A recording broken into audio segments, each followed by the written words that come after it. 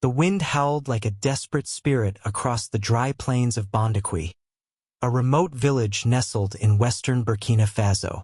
On that moonless night, beneath the chorus of rustling baobab trees and whispering millet fields, a lone figure emerged from the shadows, cradling a tightly woven basket. It was old Mbarka, the midwife whose eyes had seen too much of life and death. Her hands trembled as she laid the basket at the edge of the Ko River, its shallow waters glistening faintly under the starlight. In it, wrapped in a coarse cloth and the echo of silence, was a newborn boy. No name, no legacy, only a half-carved wooden amulet clutched in his tiny fist. "He must never know," Mbarka muttered to herself. "Never." Then, with a single tear tracing the lines of her weathered face, she vanished into the night, her footsteps lost in the hush of the sand. That baby should have died. Left to fate, to snakes, to the cold, whatever came first. But fate had other plans. At dawn, a passing Fulani herder named Sadio stumbled upon the basket. His cattle refused to move near it, as if some unseen force guarded the child. Curiosity drew him closer, and when he peeled back the cloth, the baby met his eyes, not with fear or confusion, but with something ancient, something commanding. Sadio staggered back. "By the spirits," he whispered, "this one is no ordinary soul." He took the boy in, naming him Ibrahim after a warrior ancestor, and raised him as his own. The Fulani people were nomadic, crossing lands without borders, guided by the stars and tradition. Ibrahim grew up among cattle, dust, and storytelling. By the time he was 10, he could recite the griot's tales with uncanny precision and tame wild bulls with a stare. But the amulet, that strange carving clutched in his fist the night he was found, never left his neck. Sadio had tried once to remove it when Ibrahim was a baby. The very moment his fingers touched the string, a wild wind blew through the hut and knocked the fire from the hearth, nearly burning the place down. Sadio never tried again. As he grew, Ibrahim showed a presence too large for his age. Elders called him the boy with a lion's soul. He asked questions most children didn't. He listened deeply, as though every word fed an invisible fire in his chest. When he was 16, everything changed. A band of armed men stormed the Fulani camp just before dusk. They were warlords from the east, pillaging through nomad territories to fuel the chaos tearing Burkina Faso apart. Sadio stood to protect his people, but a bullet silenced him before he could shout a word. The camp was torched, families scattered. Ibrahim fought. With a rusted machete, he took down one of the raiders. Then another. His rage wasn't wild, it was focused, surgical. When the warlord commanding the raid, a man called Kaida, watched Ibrahim dispatch 3 of his men, he ordered him captured, not killed. "You fight like a devil," Kaida sneered as they bound Ibrahim's hands. "How old are you?" "Old enough to bury you," Ibrahim replied through bloodied lips. Kaida laughed. He liked fire. "Let's see what that mouth says in the pits." For the next 3 years, Ibrahim lived in captivity, forced to serve under Kaida's militia. He learned the language of war, how to read terrain, manipulate fear, and strike first. But he never became one of them. He watched. He waited. It was in that darkness that Ibrahim learned patience. One night, during a raid on a northern village, Kaida entrusted Ibrahim with command over a unit. It was meant to be a test or maybe a trap, but Ibrahim had been waiting. Instead of attacking, he warned the villagers and led them into the hills. Then, using the tactics he'd learned, he ambushed Kaida's forces from above, cutting them off and burning their supplies. Kaida survived but barely, and Ibrahim disappeared into the mountains, leaving behind only the amulet and a single word scratched into a tree bark: justice. From that moment, whispers began to spread. In the north, Rebels spoke of a ghost commander who turned villages into fortresses overnight. In the west, warlords reported ambushes too precise to be random. In the capital, military ears perked up at rumors of a strategist no one had ever seen, who outthought entire battalions. Ibrahim had become a myth, but he was no ghost, he was building. Across the fractured territories of Burkina Faso, Ibrahim assembled a network of those forgotten by the state. Displaced villagers, former militia, rogue soldiers. He offered not revenge, but purpose. He spoke of a unified land, free of corruption, free of French interference, free of fear. His movement grew in silence, fueled by loyalty, not fear. Still, no one knew who he really was, and he liked it that way. Then came the tipping point. In Ouagadougou, President Damiba, once hailed as a reformer, had grown paranoid. Reports of failed operations in the north had left him rattled. His closest advisors whispered that a coup was brewing, though no one could trace its roots. Each night he checked under his bed for ghosts. Then, one morning, the capital awoke to tanks in the streets. But there was no bloodshed, no gunfire, just a voice on the national radio. "This is Captain Ibrahim Traoré. The government has fallen. Power is now in the hands of the people." Across the nation, jaws dropped. Who? In the heart of the military, men who had trained for years realized they had been outmaneuvered by someone they'd never even seen coming. Journalists scrambled for files. Analysts searched databases. And then someone found it. A name. A photo from a warlord's forgotten file. A young boy with a defiant look, a bloodied lip, and a strange wooden amulet. The boy left in a basket to die had returned, not as a victim, but as the most powerful man in Burkina Faso. But that was just the beginning. The city breathed silence. Ouagadougou, usually humming with motorcycles and market cries, now moved with the uncertainty of a country awakening to revolution. Soldiers in mismatched uniforms stood guard at intersections. Government offices lay abandoned, their flags either ripped down or replaced by simple white cloths, symbols of surrender. The capital had not just fallen, it had bowed. And in the heart of it all stood Ibrahim Traoré. At 34, he had no crown, no palace, and no need for either. What he had was presence, a gravitational force wrapped in a military jacket and quiet certainty. The coup had been swift, almost bloodless. But victory was only the first step. He stood before a council of generals, men who had served under Damiba and those who had long sought his downfall. Many eyed Ibrahim with suspicion. Others saw opportunity. All of them, however, underestimated what he had become. General Doumbia, a relic of the old guard, was first to speak. "Captain Traoré," he said, voice taut with control, "we welcome your initiative, but leadership requires more than seizing radios and barracks. The people demand governance. What will you offer them?" Ibrahim didn't answer immediately. He looked out the shattered window of the palace war room. Beyond it lay a fractured nation, 1,000 voices screaming for something real. Then he turned back, his eyes cold and direct. "Truth," he said, "and the reckoning we were promised for decades but never received." They scoffed. Truth was not a currency they valued. But within days it became clear this was no ordinary power grab. Ibrahim moved fast. He dissolved the corrupt parliament, arrested high-level financiers linked to foreign interference, and froze bank accounts used to siphon national wealth.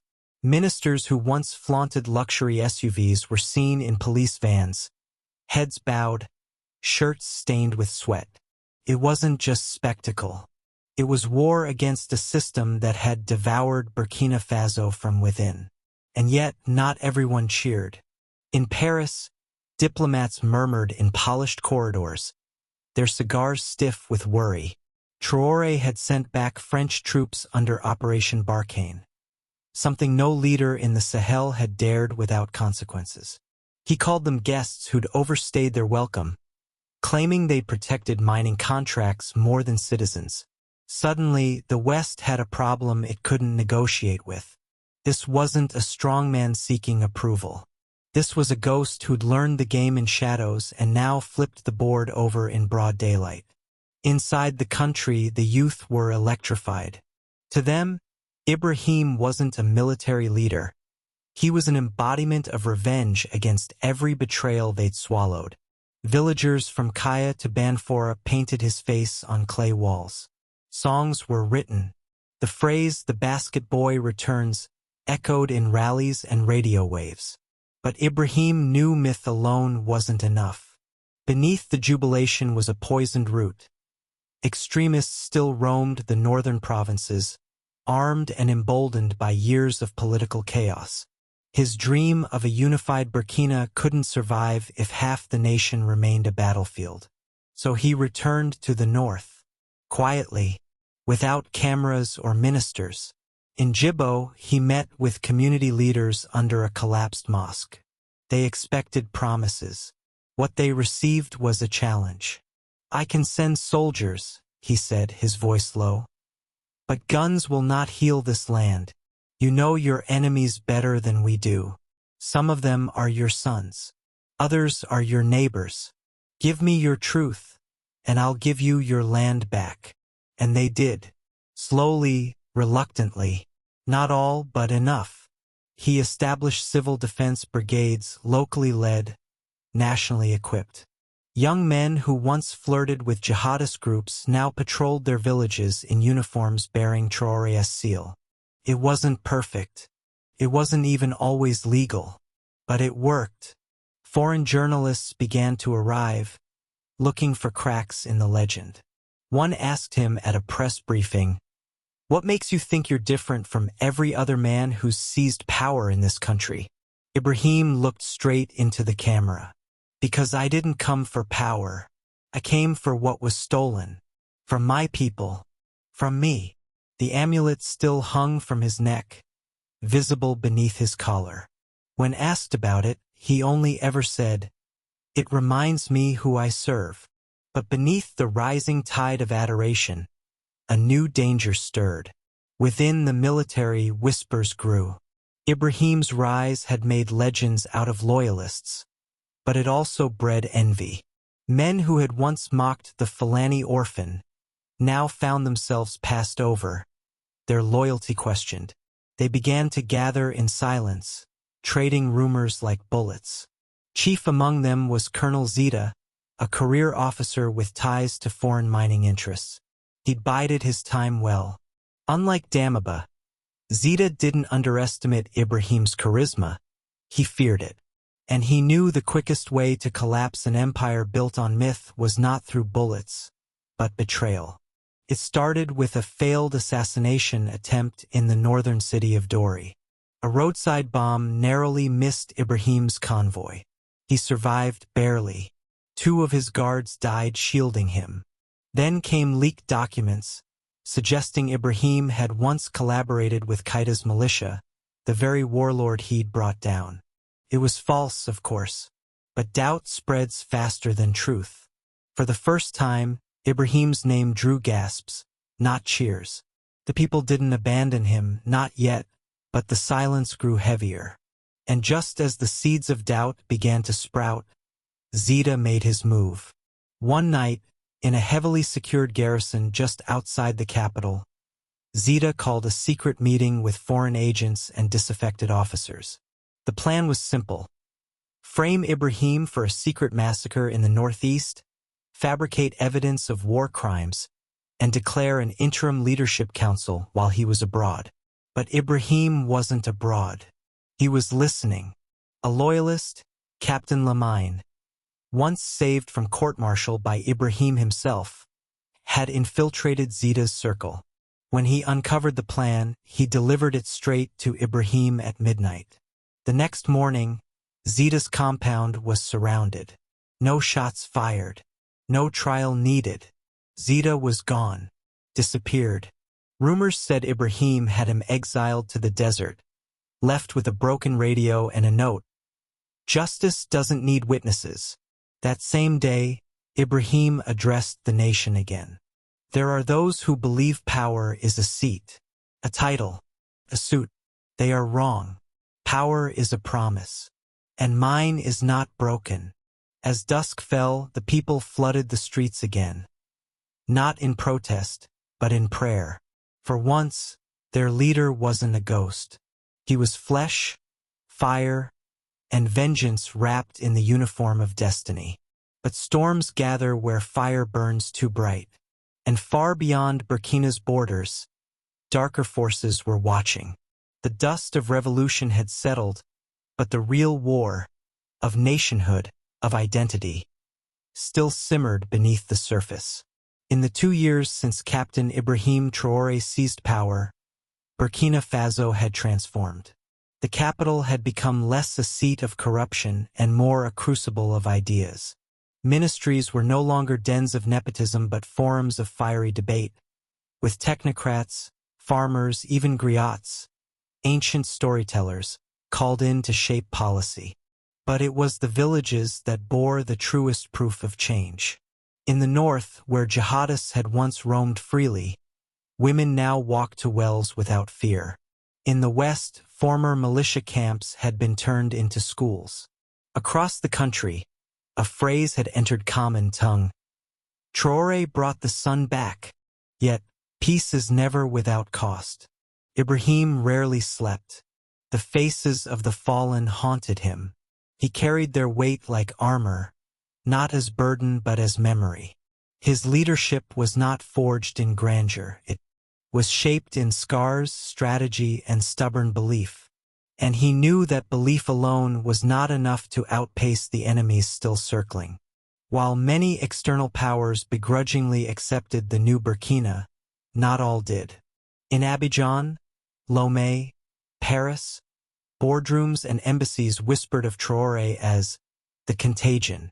They feared his rise would inspire others. His rejection of neo-colonial contracts had already triggered economic ripples. Mining companies lost billions when he nationalized gold and phosphate operations. Aid agencies were expelled unless they partnered with local workers. Even the CFA franc was under scrutiny. So they planned, not for another coup, but something more surgical. An informant embedded within Ibrahim's advisory circle was activated, known only by the codename Albatross. He was invisible in plain sight. An economics advisor, fluent in revolutionary rhetoric, loyal only to whoever paid more. His task wasn't to kill Ibrahim, it was to collapse the vision, to poison the roots of the trust that fed the people's hope. He began leaking fake data, skewing economic reports, pushing policies that would undermine food security in the name of efficiency. Prices rose. Protests flared in the south. Whispers of disillusionment began to float like ash in the air. But Ibrahim had not survived this long by trusting blindly.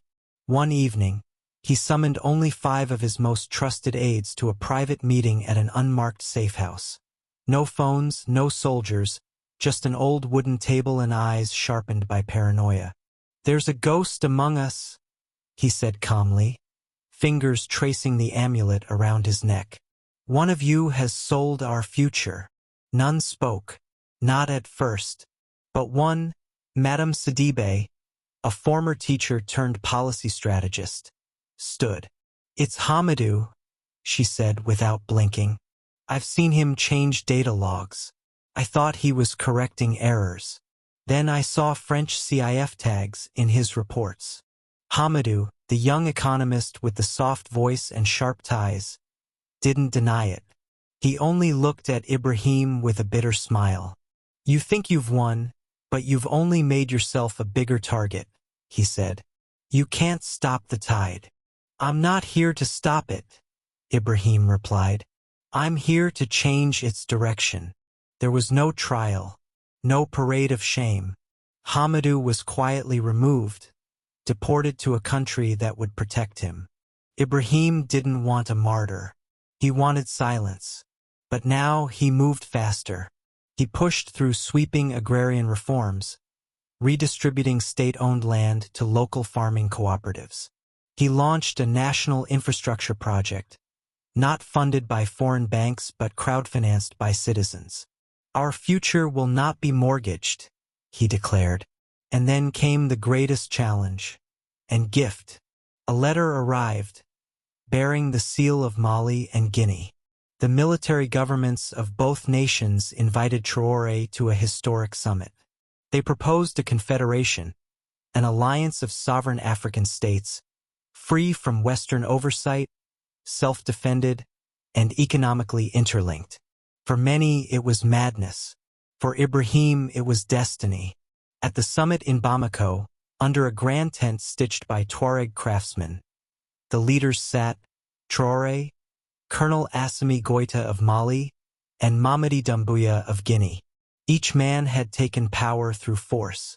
Each now sought legitimacy not through war, but unity. After 3 days of closed discussions, they emerged with a pact: the Sahel Sovereignty Accord. It was the birth of a new bloc, not a return to Pan-African idealism, but a practical alliance. Common defense, shared currency under regional control, mutual development projects, and cultural exchange rooted in indigenous knowledge. Western news called it a break from sanity. African youth called it a beginning. Back in Ouagadougou, as the agreement was read aloud in the National Assembly, people poured into the streets, dancing in barefoot rhythm, drumming until sunrise. It was more than celebration, it was validation. Ibrahim stood on the balcony of the presidential palace. Not with a speech, not with a fist in the air, but with a quiet smile. His mother, whoever she was, had left him in a basket to die. Now a nation looked to him to live. Years passed. Burkina Faso was not perfect, no country ever is. Corruption would always find new masks. Borders would always be tested. But the foundation had changed. Ibrahim refused to extend his rule past his term. Revolution without transition, he said, is just tyranny in disguise. He organized the first election in a decade, clean, fair, and closely monitored. He didn't run. Instead, he endorsed a former villager turned educator, a woman named Mariam Coulibaly, who had built hundreds of schools under his administration. She won. On the day she took the oath, Ibrahim stood behind her, not as a shadow but as a shield. He returned to the Fulani Plains afterward, not as president, but as a farmer. In Bondakwi, Old Mbarka, the midwife who once laid him by the river, was now blind, her memory frayed by time. But when Ibrahim knelt by her bed and whispered, "You saved me," she smiled faintly. "The basket boy," she murmured. "You finally came back." He held her hand until her breathing slowed and the past let go of them both. Under the baobab tree he buried the amulet, not out of bitterness, but because he no longer needed to remember who he was. The world already did.